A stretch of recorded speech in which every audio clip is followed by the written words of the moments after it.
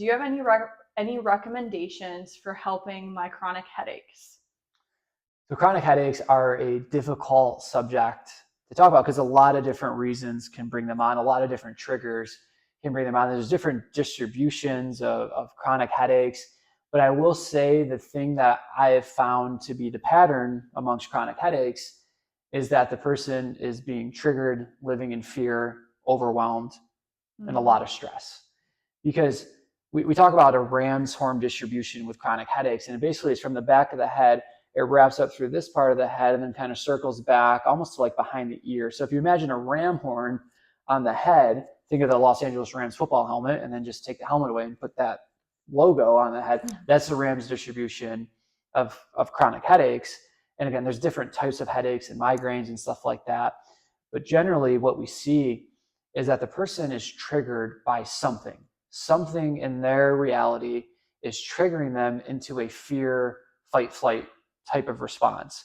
And when that happens, the body intuitively, the brain says to the body intuitively, it's time to protect. And for it to protect, it says, yeah, we should probably make these muscles pretty tight because we have these jugular veins that come down through here, and this is a kill spot. So let me protect that by getting into this area.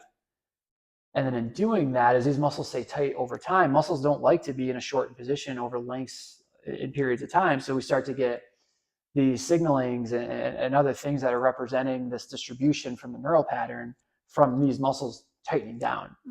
So there's a lot of different things we can do to decrease that tension in the short term, but long term, we have to look at your internal load and what you're taking on and what trigger is bringing that on, and why are you living in fear and feeling like you need to protect when we can get back to a safety type position. One quick story of a person that I was working with is, actually I'm gonna share two stories. One story had to do with chopping. Anytime that this individual wanted to chop, like cutting food up on the cutting board, and she worked a job at a university in which she was in the kitchen, one of the head chefs, and she was constantly chopping. And if you've ever worked a kitchen job, you want to talk about stressful. You're always on a clock. There's always a quota that you need to hit. There's always things going all over the place, and it's a crazy environment. But anytime she was chopping, I said, well, when you're chopping, what are you thinking? And she's like, I do not like chopping. I wish I could pass it off. I do not like doing this. I'm like, okay, so she doesn't like the activity that she's doing. She doesn't see the point or the purpose in it. The other thing she's doing as she's doing that is she's clenching her jaw and tightening her shoulders to chop. And now, mind you, she's doing that 2 to 3 hours a day for prep. That adds up over time. So part of the solution was we had to change the perspective of the chopping, and we had to teach her to relax a little bit and only create tension where you need tension in order to do that chopping exercise. Some of the people I work with in the military, my neck hurts when I go to do this type of movement.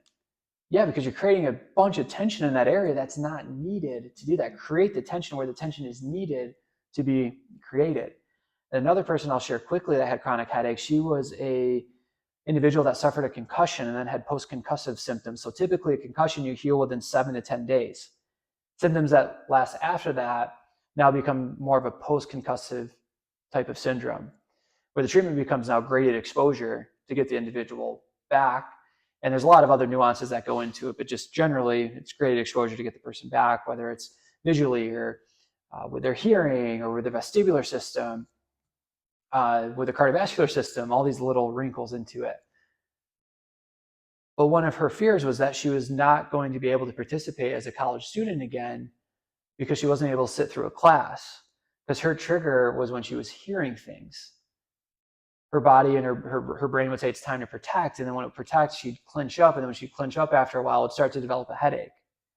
So her biggest fear was that she was not going to be able to be a student. If she's not be able to a student, then she wouldn't be able to pursue the career that she set out to pursue. So we very much had to work on that of limiting the stimulation of auditory when she didn't need it, right? So we said create tension where you need the tension. Well, right now you have a threshold of being able to take in auditory information. If you take in too much, you're triggered into this cycle of tightening and then the headache. So let's grade how much auditory info you're taking in. Meaning, when you're walking to class, maybe we don't put the headphones in. Maybe we're not listening to music or a podcast on the way to class, so that when you get to class, you're a little bit more fresh and can take that on. Maybe you limit some unnecessary conversations that you're having amongst roommates or this or that, and you just make each one more purposeful until you've built up capacity to take on more of that threshold. Mm-hmm. So there's a lot of different recommendations to help with chronic headaches that get down to that particular person and what's triggering it, and what part of the sensory system is that trigger coming in through, and then how do we change that output. But I will say that the chronic headache is an output. Mm-hmm. So if we can find out how we change that input, it's going to change the output. Mm-hmm. You may feel like you're stuck with migraines or with chronic headaches, and you're not. There's a lot of really great work that can be done that you don't have to live with those headaches over and over and over again. Are headaches going to be gone for all of us forever? No. Mm-mm. They're going to come up. It's just like the prediction of pain. Like, our goal is to not get rid of pain forever, but to better understand why that output is occurring. It's the same thing for a headache. Mm-hmm.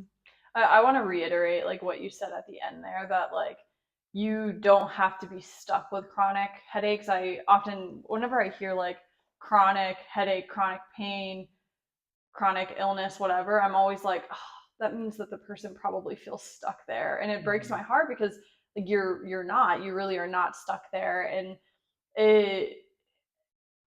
it makes me ask like what can be changed and how can you better adapt. Like if your mindset is that you are stuck there, I challenge you gently and kindly, like, how can I better adapt in this situation? Because I know a lot of people who have chronic headaches, but they're not trying to change because they feel stuck. And so let me just say it 500 more times, like, you're not stuck here, you can make a change, and there is hope, right?